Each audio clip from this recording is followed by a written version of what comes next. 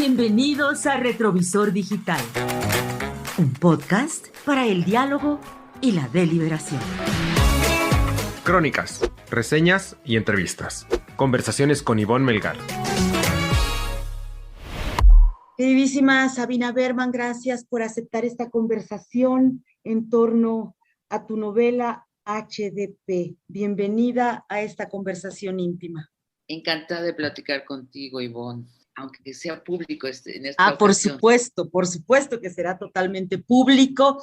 Me preguntaba mi editora de Excelsior, a quien quiero muchísimo, Ana Laura Jasso, ¿qué leíste este año que me recomendarías y que me prestarías para intercambiar de fin de semana? Y le decía yo, hasta ahora, en esta segunda parte dura de la pandemia, leí Salvar el Fuego, leí HDP de Sabina Berman, Salvar el Fuego de Guillermo Arriaga, y Clara y el Sol de Kazuo Ishiguro, y los tres me encantaron. Le dije, bueno, se los voy a prestar, y en los tres veo algo que me gusta mucho en tu novela, Sabina: la rabia. ¿Qué hacemos con la rabia y cómo debemos entenderla y lidiar con ella? Porque es una rabia liberadora, y quizá tú hasta hoy desde la literatura eres quien está reivindicando la rabia feminista. Estas intervenciones rompecristales están como personajes en tu novela HDP, y podríamos arrancar con esa reflexión, por favor.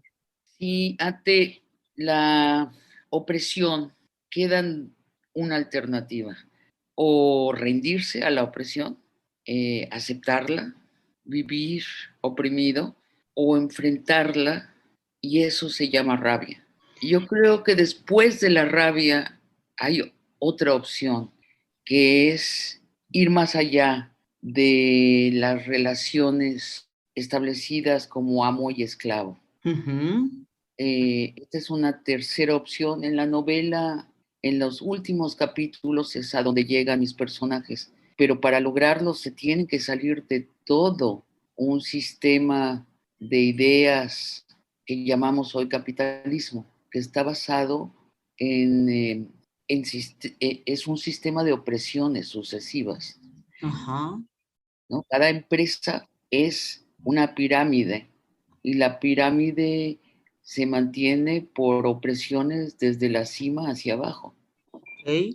Entonces, mis personajes se salen de la pirámide, pero antes de salirse de la pirámide, tienen primero que reconocer que viven en esa opresión, se rebelan contra ella con rabia y después Uh-huh. deciden salir. ¿Sí? Sabina Berman, dramaturga, escritora, periodista, conductora, feminista. ¿Cómo logras reivindicar esta rabia feminista en la novela, asumiendo la pandemia también como una circunstancia especial? Es decir, el movimiento de las mujeres en el mundo toma en México quizás en la pandemia una particularidad, y tú le das protagonismo en HDP, ¿o crees que es una característica global, Sabina? Bueno, creo que lo has descrito muy bien. Lo único que yo cambiaría es el verbo de tú le otorgas, creo que, o tú le das.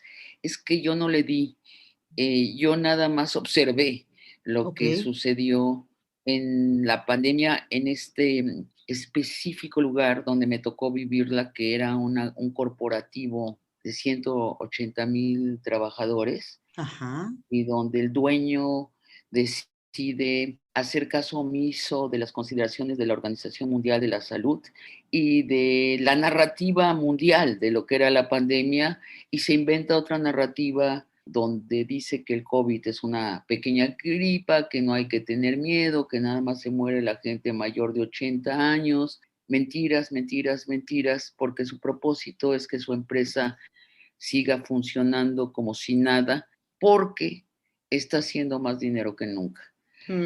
Entonces yo estoy en esa corporación cuando sucede la pandemia, y como todos los que estábamos allí, tuve que tomar decisiones, pues personalmente muy graves: abandonar el trabajo o quedarme al costo de arriesgar mi vida y cooperar en un esquema pues que ponía en riesgo la vida de muchas personas y que se cobró la vida de muchas personas últimamente. Entonces, a mí jamás se me hubiera podido ocurrir esta historia, Ivonne. Me Ujú, hubiera parecido ciencia ficción, ¿no? ujú. Pero la vi y la viví Claro. y la escribí. Sabina Berman, de alguna manera lo que tú nos planteas en HDP es que la pandemia visibiliza de manera clara en este corporativo particular cómo los saberes y los espacios donde se ejercen pues están al servicio de reproducir esa pirámide. Sí, fue como un rayos X de todo el sistema, la Mm, pandemia, porque nos puso en una angustia existencial, en la inminencia de la muerte. Eso hizo que viéramos ya mm, sin un velo el sistema. No soy mm, la única que lo vio, lo escribí, esa es la sí. diferencia. Mi decisión fue escribirlo. Claro, claro. Entonces yo tuve compañeros que decidieron seguir allí, la mayoría. Otros incluso cooperaron al reproducir la narrativa, al mentir abiertamente al público.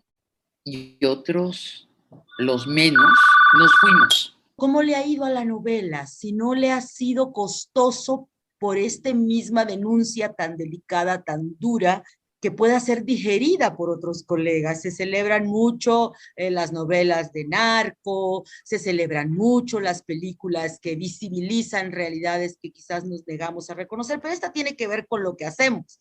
Entonces es como muy sensible y no sé cómo te ha ido y me gustaría que nos compartieras eso.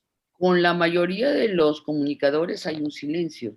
Mm. Donde la novela se está leyendo es entre la gente común y en especial entre los jóvenes que tienen la libertad todavía de criticar al sistema porque sienten que tienen la opción de salirse de él.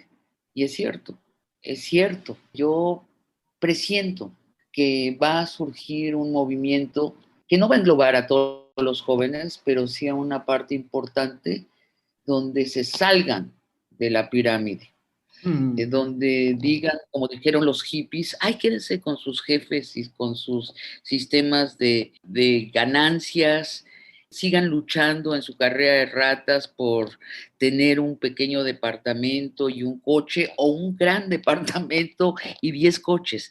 Es que la cantidad no importa. Es muy curioso cómo en el capitalismo hablamos de todo excepto de lo que pasa dentro de los trabajos. Y los Exacto. periodistas del capitalismo hablan de todo y delatan todo excepto lo que sucede en las empresas, como si tomaran por hecho la palabra privado como privado de opinión externa. Sí, claro, O sea, claro. el dueño tiene derecho a hacer lo que quiera adentro. Aunque ¿Ok? esté reclamando para afuera democracia, transparencia, rendición de cuentas, pero adentro conscientes la opacidad como un pacto secreto que te hace ser parte de esa pirámide, ¿no? Así es. Es un pacto no dicho, por eso es tan poderoso. ¿Cuál ha sido tu reflexión del papel del feminismo en esta rabia y en este momento en México frente a un gobierno que tiene un líder social tan potente y que ha descalificado ese feminismo por considerar que no toca en el centro de la autoproclamada cuarta transformación? Me gustaría conocer tu opinión. Claro, tenemos un presidente que distingue una desigualdad bárbara en nuestra sociedad, que es pobres y ricos, que ahí está. Las feministas reconocemos, observamos otra desigualdad bárbara entre mujeres y hombres.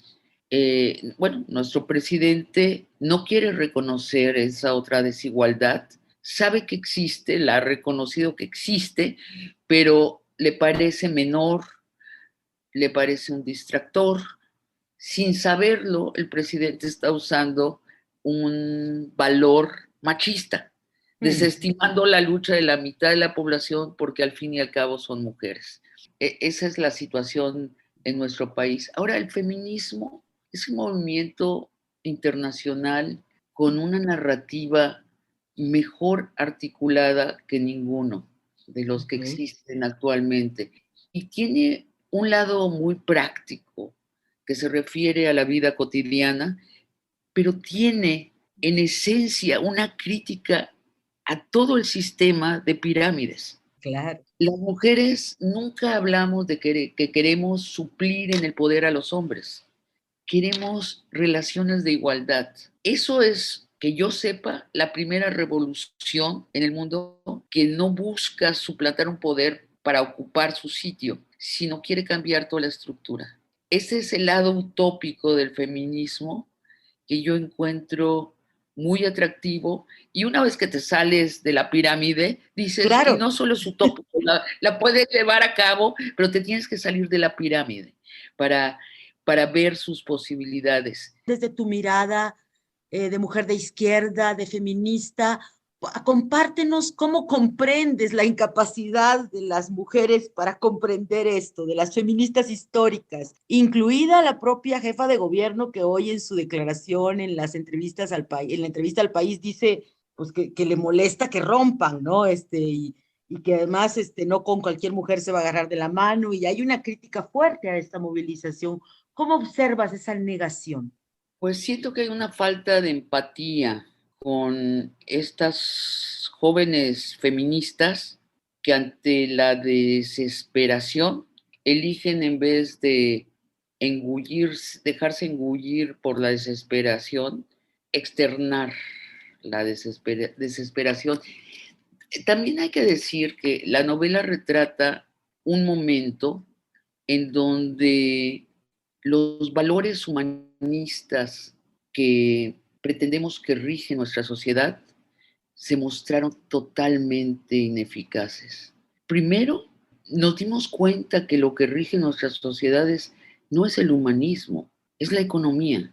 Cuando toda la retórica, de nuevo, entre comillas, democrática es, no, los gobiernos están para servir al ciudadano. Nos dimos cuenta que no era eso. Fue una radiografía brutal de nuestros sistemas. Sí, o sea, lo que, si te estoy siguiendo, Sabina Berman, en HDP, tu novela de este 2021 es de alguna manera la pandemia trasluce, le hace este escaneo a un sistema político-económico de organización empresarial corporativa donde a la hora de la verdad la salud queda supeditada a que la maquinaria económica debe seguir funcionando. Bueno, así fue en nuestro país, definitivamente fue así. El país no se quería endeudar, ¿no? Exactamente, y es ahí donde el feminismo, el lumpenfeminismo, el Ajá. feminismo de la marginalidad, el feminismo de las zonas conurbadas, de las hijas de las mujeres que han sido históricamente servidumbre de este país, es donde ese feminismo entonces cobra esta dimensión que tú nos estás compartiendo de visibilizar las pirámides, ¿no? Exacto, exacto. Y cuando las feministas mexicanas entran a romper cristales en las tiendas, ¿no? Uh -huh. Eso pocas fuentes periodísticas lo registraron, pero lo registraron, ¿no? Así Entraron a es, romper y abrir que ese es el mayor pecado en el capitalismo, por ¿no? supuesto. Romper las puertas de las tiendas y decirle a la gente, entren y agarren lo que necesiten. Esas escenas a mí me encantan. Mira, leí una crítica hace poco de un joven que decía, yo no sé por qué Sabina mete a las feministas y tampoco sé por qué los dos personajes principales son gays, ¿no? Uh -huh. Entonces, yo me quedé pensando y dije, pues es que no, esto no está calculado, es que esto pasó. Ante la enfermedad y la forma en que se está contagiando. ¿Esto tú consideras que es una conversación ya pública en México? ¿Crees que los políticos tengan claro? Porque a mí me queda claro que en las nuevas generaciones está siendo un tema central de sus vidas, de qué manera quieren servir, de qué manera quieren ser sometidos o no, pero no tengo tanta conciencia de que hasta incluso los políticos de izquierda lo sepan. Ni idea, no tienen ni idea de lo que está pasando allí en lo que ellos llaman las bases de la sociedad. No tienen Exacto. ni idea, ni idea, porque no quieren poner en duda la pirámide, porque entonces, ¿qué son ellos? Claro. Ellos son los que mantienen la pirámide.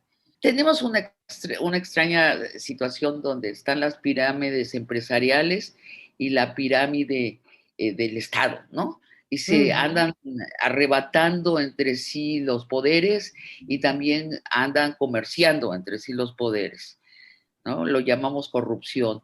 Está lleno de ductos donde viaja mucho dinero. Sabina, el tratamiento de la pareja de mujer-mujer, la diversidad sexual en las furias, en tus personajes, el amor entre dos mujeres, ¿cómo te fue en ese proceso de los personajes y cómo le ha ido a los personajes más allá del comentario del lector que nos compartías? Sí, que él cree que escribir una novela es, vas metiendo elementos atractivos o provocadores en una olla y los revuelves y ya sale. Ajá. No, pues es que los personajes eran así y no tengo ninguna objeción a que sean así. De hecho, me parece muy interesante poder narrar como la pareja central amorosa a dos mujeres. Me Ujú. parece interesante, lo conozco. Pues yo, pero sin censura. Y eso Yo es no parte de la encuentro los gran cambios. fuerza de la novela. La novela no tiene censura. E incluso yo creo que ese es algo que le está pesando ahorita y luego se va a volver más importante todavía, porque vivimos en la censura, ¿no? Hay verdades que sí podemos compartir, pero otras que están a la luz del día, pero no se dicen o solamente se cuchichean, ¿no? ¿Lo O no se cree? publican en blanco y negro. Bueno, pues por lo menos la crítica al empresario, esto es muy fuerte, ¿no? Es un señalamiento muy grave, e incluso obviamente tenemos la leyenda en la carátula central de esto es una novela, aunque se parezca a la realidad de forma asombrosa, pero la forma en que ese empresario actúa y se lleva con el poder jurídico, con el poder judicial, con el poder ejecutivo, pues llega a ser como demasiado parecido a la realidad y pues también es de una audacia sin censura muy especial, ¿no? ¿Te lo han reclamado? No, si me lo han reclamado por todas partes, es lo más controversial que he escrito. Pues no sé si es lo más controversial. Ahorita me corrijo porque me acuerdo cuando estrenamos Entre Pancho Villa y una mujer desnuda, sí era Ajá. un escándalo. Y llegaban al teatro parejas y de pronto a media función el señor se levantaba y se iba gritando y la mujer se quería quedar y Claro, claro. Dos preguntas más, Sabina. El papel de la religión, hay un padre italiano, supongo, en la novela, una médica, e incluso la transformación de una nave de una iglesia en hospital. El valor que esto tiene, un poco con toques de Platón y filosofía, para replantearnos lo que sigue y la misma canalización de la furia. ¿Qué nos dirías de la religión que de alguna manera está citada permanentemente con algunos versículos en la novela? fíjate, la novela retrata el momento en donde el Papa Francisco se negó a que las iglesias del mundo se volvieran hospitales. Así es. Es muy fuerte eso, Ivonne, Claro, es terrible. y te dice mucho de nuestras religiones, porque no fue el único, tampoco los judíos convirtieron sus sinagogas en hospitales. Y dices, ¿para qué nos sirve esta religión que nos enajena de la vida en lugar de unirnos a la vida? La novela habla de una connivencia, ni Sí, siquiera claro. convivencia, habla de No, una pero connivencia entre y- poder político y poder económico entonces te digo, la novela retrata cómo es. y una manera muy sofisticada de corrupción. Exacto, exacto, muy sofisticada. Que no creo que sea privativa nada más de México. Claro, no, bueno, así idealmente México sería mucho mejor si no existieran estos ductos entre el poder político y el económico, que continúan allí, continúan. Es mentira que la 4T ha barrido la corrupción. Pues yo no creo que nadie lo crea, ni siquiera dentro de la 4T. Creo que es lo que nos deja a deber de sus promesas la 4T, pero la novela nada más lo retrata.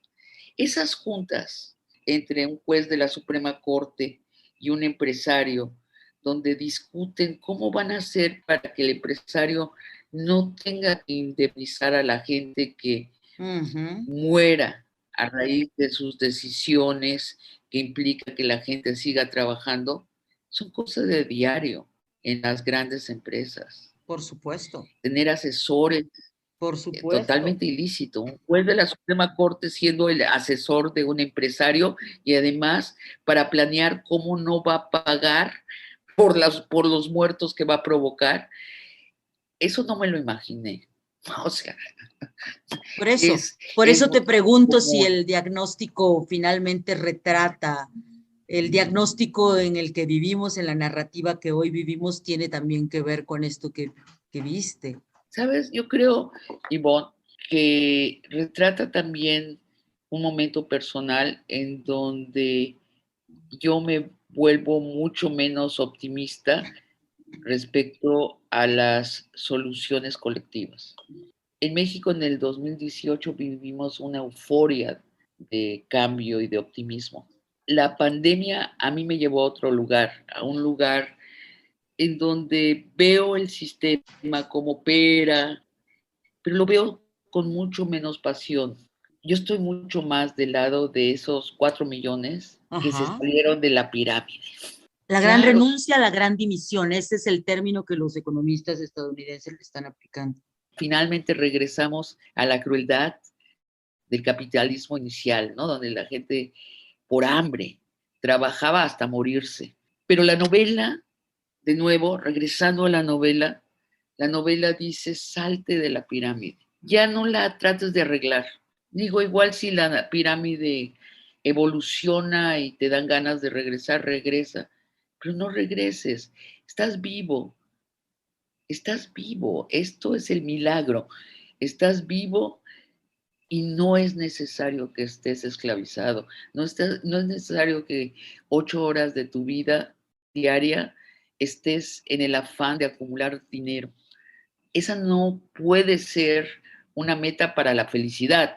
¿Cómo le ha ido a la novela y qué sigue para ti, Sabina Berman, ya despidiéndonos? ¿Cómo le ha ido en las librerías? Yo la veo en todas las mesas más importantes.